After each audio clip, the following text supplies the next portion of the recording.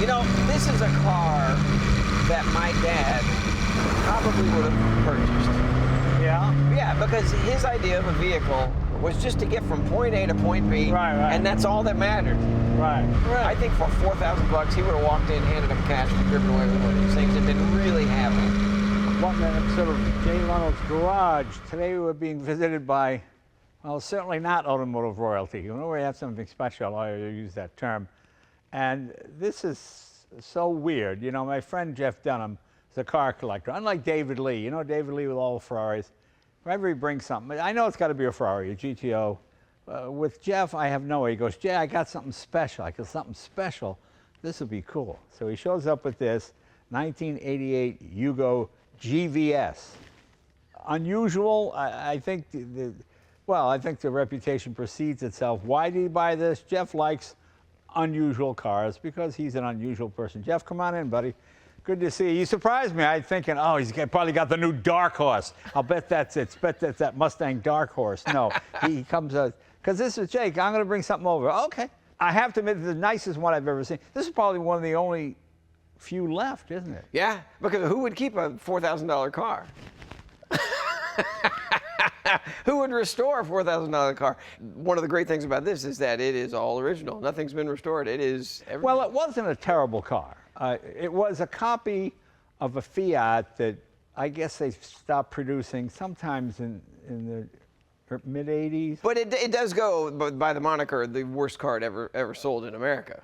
Well, that's probably true, yeah. Right. Yeah. But wait a minute, why? It was $4,000. It was $4,000, but that, to me, is where the problem started.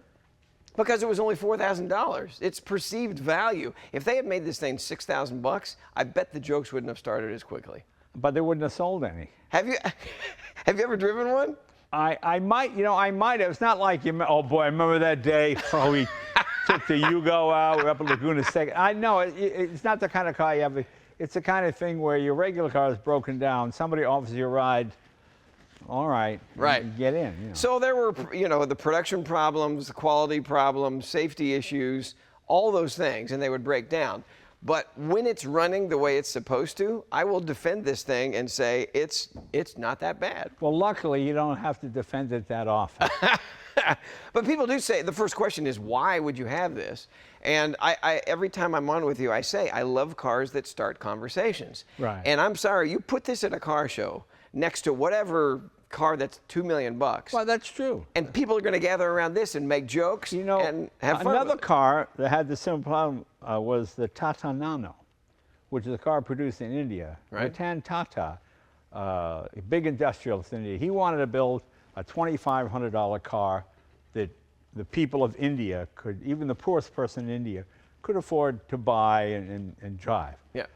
The trouble with it was you could get, for the same money, a second-hand Honda, even a Chevy. Yeah. There are all kinds of used cars around, and people knew the difference between, like when the Model T came out, nobody had a car, so just something to get you anywhere would be great. Right. You know, even the poorest people in India, they're wearing a Nike shirt. I mean, you just kind of see that sort of thing around, And the Nano came out at $2,500. It was perceived, it was a nice car. Right. But it's perceived as just a cheap car when you could get a $6,000 or $10,000 used Honda for the same price, Well, Malcolm Bricklin imported these things, and we know him from the Bricklin. We did that segment before as well. Right. But he started importing these things, and I guess it was from 85 to 91, something like that. They also say that the sweet spot for the builds were like 88, around that time period, and this one was built in 88. What luck. That's why it's still together. And it was built in Yugoslavia, hence the name Yugo. Did the Yugoslavian government, did they buy the tooling from Fiat to produce a car that was out of production to sell as a people's car? Was that the thinking? Well, let me go back to the name first. It's a whole long, complicated story of how the Yugo actually got the name, because it started as Jugo, J-U-G-O, and you can translate the words, and in English it meant something, and so it was just it's a whole long history of how that name happened. But it's because of Yugoslavia, right? that's the end story. We'll go with that. Oh, so the answer is no. Oh, okay. So it wasn't that interesting a story. All right. Well, very good. yeah, fine. Now, There's a whole book on a Yugo. You know, I haven't read that book. I started reading pieces of it, and I'm like, why am I reading this entire book? I don't know. And you probably bought the leather-bound edition. The autographed leather-bound edition. I went to the signing. Yeah, yeah. And it's a 1.1 liter 4-cylinder engine. Nothing extraordinary, right? Just it was basic 70 or late 60s, 70s technology. Right. Is it a 4-speed or a 5-speed? It's a 4-speed, I think. It's a 4, yeah. But it was all different configurations as well. But it was $4,000, and when in the mid-80s, an economy car would probably be $7,000, $6,000. Right. So it seemed like a tremendous, and you got a new car. Yeah, but that's the other thing, is when somebody's going to buy a $4,000 car back then, which is about $10,000 today, are you going to do the maintenance? Are you going to keep up on the maintenance? Is that a real car person that buys that car? No, that's somebody who drives a car, and when it breaks, they go, oh, it needs service. So nobody's going to... I rest my case. Yeah, nobody's going to do preventative maintenance on a $4,000 car. So you're saying it was a pretty good car. I'm and saying, it was the customer. Oh. I'm saying it's not that bad. Really, when we get out and drive this thing, you're going to go, oh, no, I'm sure it's fine. And a lot of things are not that bad. It's just, you know, there's an expectation. Well, I know what I'm getting when I pay $4,000. I mean, that, you know, the Edsel was a pretty good car. Yeah? There's nothing wrong with an Edsel. It was no different than any other Ford. Right. But it was between Lincoln and Mercury. Mm-hmm. So if you think you could get for $200 more than Mercury, you could have a Lincoln. And for a few $100 less than Lincoln, you could get a Mercury. Right. What's an Edsel? That was the trouble. You go into the dealer, show them. I never heard of that. Oh, I heard of Mercury. That's pretty. Oh, and Lincoln's the top of the line, right? So for $200 more, why would I buy that? Sure. And they didn't do market research. That was the problem with it. That's why when the Mustang came along, they researched the hell out of the thing. It's the young people's car. They had their ducks in a row for that thing not to be another Edsel, you know. Right. Well, the ad campaign for this thing was pretty funny. I mean, you see, it's just average, normal, everyday working people standing around this car. So their ad said, everybody needs a Yugo sometime. What does that mean? I don't know what that means. I don't know. It means at some point in your life you're poor, and you have to settle for crap. Well, that shows you the genius. I can't remember the name of the agency that did the Volkswagen ads of the 60s. Mm-hmm. You know, it floats. It's a lemon. You know, they deliberately downplayed the expectation of the car when, oh, it was pretty good. I mean, the greatest one they ever did was, you ever wonder how the man with the snowplow gets to the snowplow? And you see guys in a Volkswagen going through snow, and you know, none of the roads have been plowed. He gets to the snowplow and then goes back and plows. It was the most brilliant ad because of the rear wheel drive and the weights on the rear tires, and they're skinny. That's a case of trying to do that, but just not. They didn't go far enough with it. Right. Yeah, I think if they'd made fun of it a little bit, I think they probably would have done better. Well, if they had sold it as a graduation gift car, you know, your 18-year-old daughter's going to college, but it's a cute car, she like it, it's attractive. And if you hate your daughter and want her to be killed. No, right. Yeah. Well, that's another whole story. Yeah, exactly. Yeah. But actually, it doesn't look any different than maybe a Golf or any of those other cars. Yeah, I mean, you see it and it's like, oh, what's that? Okay, fine. I mean, I think the build quality was somewhat suspect. Yeah, that was that, and that apparently went up and down. Again, in the book I read on the Yugo, right? Not the whole thing, but yeah, they said that the build quality was up and down depending on the labor force and who was working on it, just like any car. Right. So. Well, any bad car, yeah. You don't see that at Mercedes-Benz, for example. Well, they take Fridays off. But to be fair, it's not a weird-looking car. Right. Can we open the hood? Yeah, I don't know. Well, you get inside it, and there are a few odd things inside of it. Yeah. I guess we'll do that when we're. How do you open the hood? The thing. Does it come with a can opener? There's a. There it is. There you go. There you are. Oh no! Now you leave the hard part to me. There it is. All right. All right, I mean, not bad packaging, front wheel drive. I mean, it looks like any car from the period. The engine mounted that way, a little weird with the distributor right behind the radiator, so when the water comes in, you're you're gonna flood that out. But it's not bad. What's the horsepower on it? 55. 55, all 55 right, horsepower. But what does it weigh? It probably weighs 2,300 pounds maybe. There's no airbag, there's nothing like that. No airbag. Jay, come on. What do you think that is right there? Oh, yeah, there you go. The spare tire. They actually advertised that the spare tire was part of the safety. Oh, did it? And this is great. The spare tire is in the engine bay. And do you know how you get the spare tire out? Okay, ready? There you go, Jay. Oh, I see. In the case of an accident, you got tire tread on your face. Exactly. But there is no mount in there. It literally just sits in there. Oh, it just sits in there. Yeah. And they did advertise that this was part of the safety thing that apparently would, you're better to be hit by a tire than another car, I guess. Right, okay. Yeah. All right. Not that bad. No, it's not that bad, says Jeff Dunham. I mean, at $4,000 seemed like a pretty good proposition. Yeah, $4,000 you get a brand new car. And again, if you kept it out of the rain, apparently they rusted really easily. Okay, now, this is air intake, but water also goes in here, doesn't it? So, well, it helps cool the engine. okay, all right. But it's obviously it's water cooled. Yep. But yeah, I mean, you're right. It's not that bad. Let's see how it drives. Has it got a trunk? It has a trunk. And again, this particular one, oh, here's one of my favorite things. Yeah. Just some of the things you'll see when we're driving it. Yeah. But if you want to listen to the radio, Yeah. and the station isn't coming in very well, you just do this. Yeah. There. That's the automatic antenna. It is. Your hand automatically goes out and puts up the antenna. That's right. It is pretty goofy, I got to tell you. All right. And by the way, driving it is not that bad, but when you realize what you're driving, it's kind of terrifying. It's like riding a bike, a motorcycle. You know that if you get hit, you're probably dead. Right. Yeah. All right. Okay. We'll put the antenna back down. And This one even has the Yugo radio in it. oh, it does have a Yugo It radio? has a Yugo radio. Yeah. By the way, I will tell you, the shifting on this thing is, I have a handful of Volkswagens. Right. And the transmission on this thing, to me, feels far superior than any of those things. Really? Yeah. Oh, all right. Tell me if I'm crazy. What else is back here? Oh yeah, you can't open the back without the keys. Oh. Well, that's a safety feature, I guess. Hold on. Have you got the key? Can you open Oh, the okay, trunk? so this is the GVS model. What does GVS stand for? GV stands for good vehicle. Really? Yeah. Good vehicle. I don't know what the S is. Good vehicle. No, it's good vehicle, sorta. Good vehicle, sorta. Okay.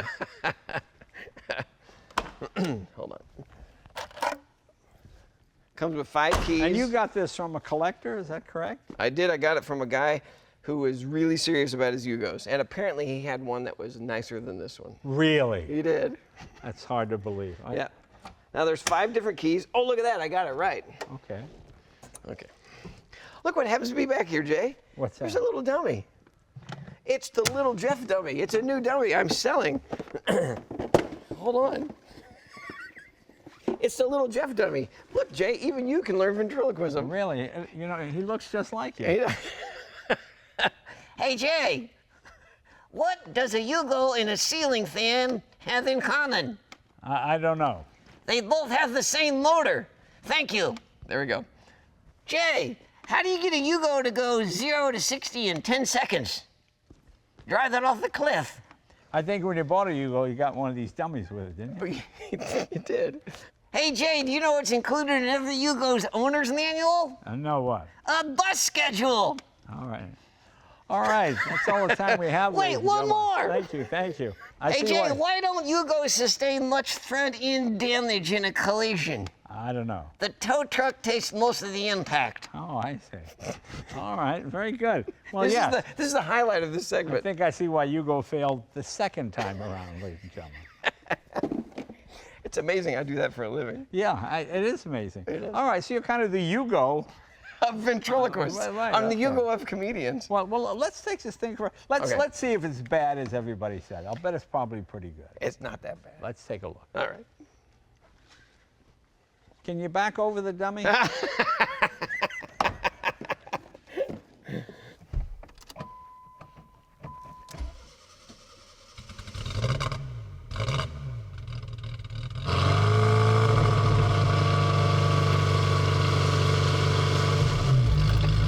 Lively little motor.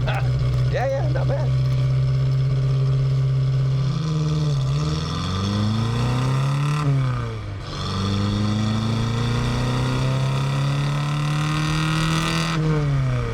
But see, unlike a lot of Volkswagens, you know your gears. You're not hunting for anything. You know what I mean?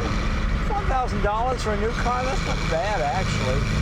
And like I said, in today's money, that's $10,000. So what, is there a car out there today that's $10,000? There are some cars under 20, Yeah. I think.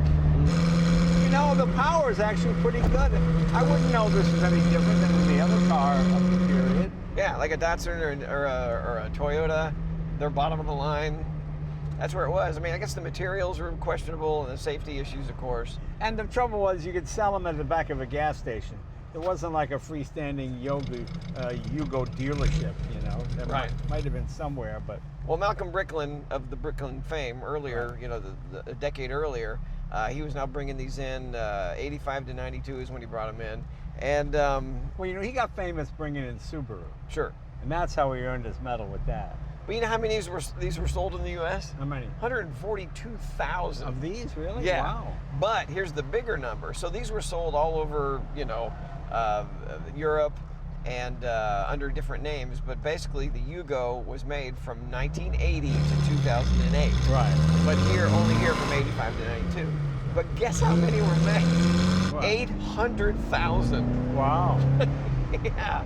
And it is really fun. People at stoplights and, you know, people who know what they're looking at are flabbergasted to see one of these things out in the wild actually still driving Well, along. the name is really more famous than the car, Yeah. you know? All the jokes, right? It's kind of the same thing that happened to Corvair or Pinto. Right? Pinto, you know, I drove a Pinto the other day, a really nice one, a wagon, 4-speed with the deluxe trim package, and it drove great. It handled pretty good. It was all right. Was it for a segment? It was for a show I do, Mansions and Motor Cars. Oh. Back in with Donald Osborne. Well, you know, I have a Pinto cruising wagon. I know. I remember we used it once. Yeah, Remember? yeah, Had yeah. the porthole window. Oh, in the yeah, back. yeah. Yeah, it was their answer to people who couldn't afford a van. So Right. they put the porthole in the back, sealed up the windows, put a porthole in the back, and called it the cruising wagon. Yeah. Goes with the cruising van. There you go. Yeah. See those ladies over there. She just points, going, "Look at the Yugo." Did you say Yugo? Yeah, she did. That's great. Some middle-aged woman walking along. Yeah. Yeah, it's really funny. The sad part is I was only 22 years old, so that's a tough life. But you show up someplace driving something like this, you're approachable. Oh yeah, exactly. You know? Actually, people try to avoid you. They're afraid to talk to you for a different reason. But you know how it is. You're in an old muscle car. If it wasn't you, but a guy's in an old muscle car, Yeah. and somebody will talk to you before they'll talk to you when you're in your $2 million whatever supercar. And that's the way this thing is. It's just stupid friendly. Oh, I agree. Yeah. It actually drives okay. It drives very nicely. I mean, it's fine. Yeah. I mean, idle's a little rough and things like that, which is, in the 80s, that was sort of just the way it was. I mean, the plastics, they don't look to be the most durable. Right. And this thing's gotten sun beaten a little bit. Yeah. But, yeah, just a panel of buttons right there. A light, a fan, a hazard, a washer, and a defroster. That's it. And then I don't know about this air conditioning thing here. It's just levers. So apparently you can get heat and cold air at the same time. You get fresh air and heat. Okay. Okay, wait. We have to make this segment even better. Hey, Jay, Yeah, what do you call a Yugo with a flat tire? I don't know. Totaled. Hey, there you go. Thank you. Good night. Try Thank the you. meal. Okay, one more, little Jeff. Okay, Jeff, Jeff, I'd like to do another joke. Here we go. Jay, how do you make a Yugo go faster? I don't know. Use a tow truck. Thank you. That's the second tow truck joke. Okay, you're right. I would pick one or the other. You're Yeah, right. yeah. I figured the segment's going to be edited, so it doesn't really Oh, matter. it'll be edited. Jay, what do you call a Yugo with brakes? I don't know what. Customized. Hey. Here's a killer one for you. What do you call a Yugo that breaks down after 100 miles? An Life overachiever. overachiever. There you go. Yeah, there was something. Yeah. Well, thank Wait, you. one more. One more. How do you double the value of your Yugo, Jay? You fill it with gas? There it is. Hey, thank you very much. Perfect. See, I got on the freeway in this thing I was doing 80 miles an hour. Yeah. And it was like no big deal. Yeah, it's fine. Straight and level, I didn't go uphill. I know it's all right. You know, this is a car that my dad probably would have purchased. Yeah. Yeah, because his idea of a vehicle, I've told you this before, was just to get from point A to point B. Right. And that's all that mattered. Right. He didn't want the automatic windows, electric windows. He didn't need a fancy stereo. He needed an AM radio, roll up the windows by hand, and that was it. And he would drive, he had a Datsun wagon and a Toyota wagon, both, 10 years apart. He would drive them until they fell apart. Right. I think for $4,000, he would have walked in, handed them cash, and driven away with one of these things and been really happy. Yeah. He and I had nothing in common. No. Oh, horn doesn't work. Do you know what the sought-after version of all Yugos is? What? The cabriolet, the convertible, yeah. And apparently those are a hen's tooth. And at auctions they get, I don't know, I think you can get in the teens on that. Really? Yeah. Well, it's not a bad car. It's just it came at the wrong time. If this came out in '59 instead, it would have been basic transportation, and there was no better or worse than anything else. Right. But Americans, you can get a used car that's got electric windows and air conditioning and all that stuff for the same money. Yeah. So why would you buy something like that? You know, it's funny, my father-in-law, he kicks himself because he said, for my wife and her two brothers, they did fine, and he was making okay money, but he would always buy a used car for them. Right. And he says, now he looks back and he thinks that was a huge mistake because they were constantly taking those cars in for service, and they weren't car people. So they didn't know if they were being screwed over by a mechanic or not. So maybe that's an argument. I don't know what the warranty on this thing was, but brand new car, $4,000 versus a used car for $4,000, you still got a warranty. Yeah, but with the used car, they're pretty good. I mean, Yeah. a used car by the 90s, if it was a pre-war car or a 49 Plymouth or something like that, but Right. they were pretty good. It's like with the Tata Nano, the perfect. You buy a used Honda, that's a quality car that you got used for used car money. If you could go back in time to any era of vehicles for fun to see them coming off the line and being brand new, when would that be? For me, 20s to 30s would be fun. Really? Yeah. Wow. I honestly would have guessed for you what you had as a teenager. Well, I mean, but I already did that one. Oh, all right. You know what I'm saying? But for me, it would be like, I think the late 60s, early 70s, because Yeah. I wasn't paying attention. I didn't have brothers that were into cars. My dad was not into cars. And I missed that 70s era of the really great muscle cars. But there weren't any great muscle cars in the 70s. That was all the 60s. Muscle cars ended in 71, 72. Oh. You could still get a GTO, but it had half the horsepower. Oh. Had all the emission stuff. Insurance was too high, all those things.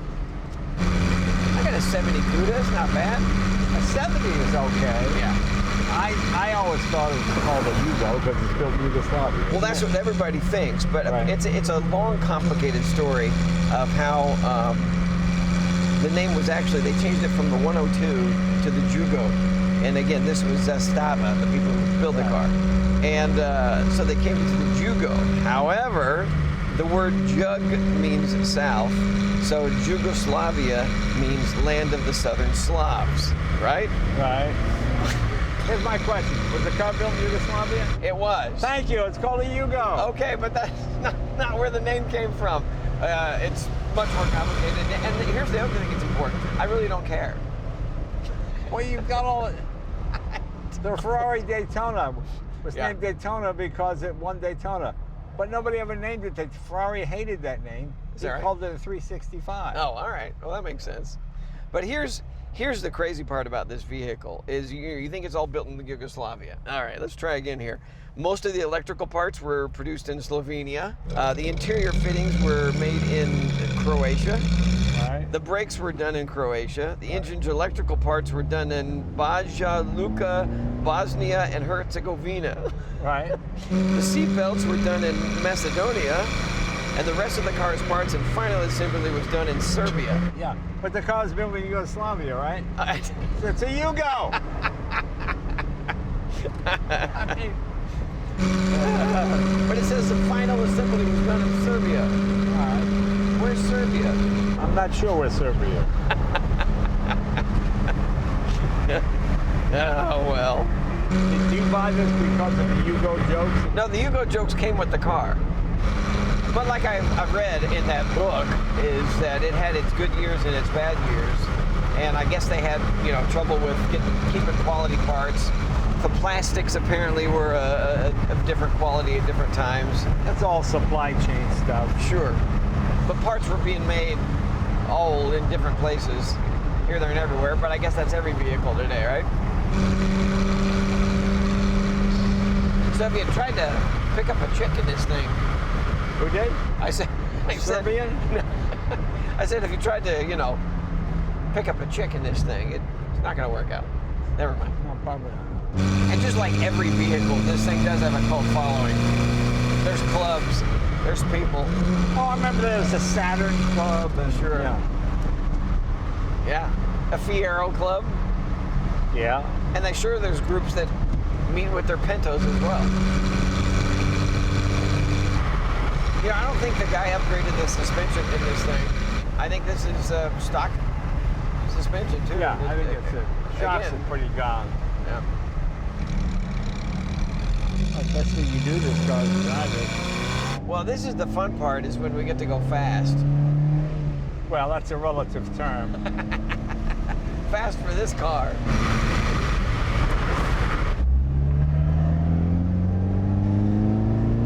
0 to 16, what, about 8 seconds? It's probably more like 10 or 11, I think. Yeah? Jeff, I got an idea for you to make the ultimate worthless collector car. Okay. I would build an electric Yugo. That way you get, the worst of both. You know what I'm saying? Somebody somewhere has already done that. And they're probably really proud of it. Well, it's probably better than a regular. But this isn't a bad little engine. It's fine. Right? And they must have made 1 million of them, of those motors. They literally did. Put them in everything else. Yeah. What was it? The Fiat, 128? I'm not sure. Some variation of the 124, I think. Because basically this was the offshoot of the Fiat. It feels like it could use another gear. Maybe in Yugoslavia they didn't have nice roads like this, so you didn't need it. I mean, it's perfectly fine if you live in an urban area and you just run, it's really what Volkswagen was. Doesn't this drive every bit as well as a Bug? Yeah. Probably better, actually. That's what I said in my video. I said I'm going to make a lot of enemies. I said I don't have a Volkswagen that drives as well as this thing does. It's got more horsepower. There are no bad cars anymore. There's only bad marketing. Kia is a fine car. Why do people make fun of it? Because it's low price. Right. So what do? They change a name. They come up with Genesis. Sure. Or another name like Lexus. The Lexus or Acura instead of Honda. Right. And you sell a phony image that never existed in the first place. Sure. But it works. I know. We're marketing my show now as Jerry Seinfeld. Oh yeah, there you go. Yeah. And your audience, they'll never catch on. No, they'll never know. They'll Thanks a never. lot. Be like, who? Yeah. We paid $50 for a ticket, not $150.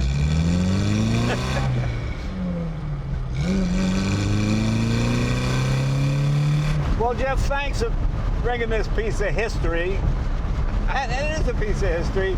You always have cars that are kind of funny and quirky, and I like that, you know. People collect for different reasons. You like the esoteric and the weird, and I call them noble failures. You call them, what did you call them? Magnificent failures. Magnificent failures, Right. yeah. Well, I tell you what, can we do another segment sometime with a much nicer vehicle that you might respect greatly? Oh, I'm sorry. I wish we had the time. Thank you for... No, yeah, we'll do that. But I just thought people might get a kick out of it. Oh, sure. There's probably a generation that has no idea what a Yugo was. Right. And it turns out it wasn't a terrible car at all. It was just marketed poorly. The build quality was not great. You know, the car business is like the restaurant business. If you don't have an A or an A+ in the window, nobody eats there. Right. Hey, look, this restaurant got a C. Nobody goes in there. You know, and it's the same thing with the automobile business. Well, the difference is, though, in this car, you're not going to throw up and go to the hospital. All right. Well, Jeff, thanks, my friend. Thanks, Jay. All right. I appreciate it. Thanks for bringing this by. Thanks for having me again. Always curious cars with Jeff Dunham. What's up, guys? It's a Yugo!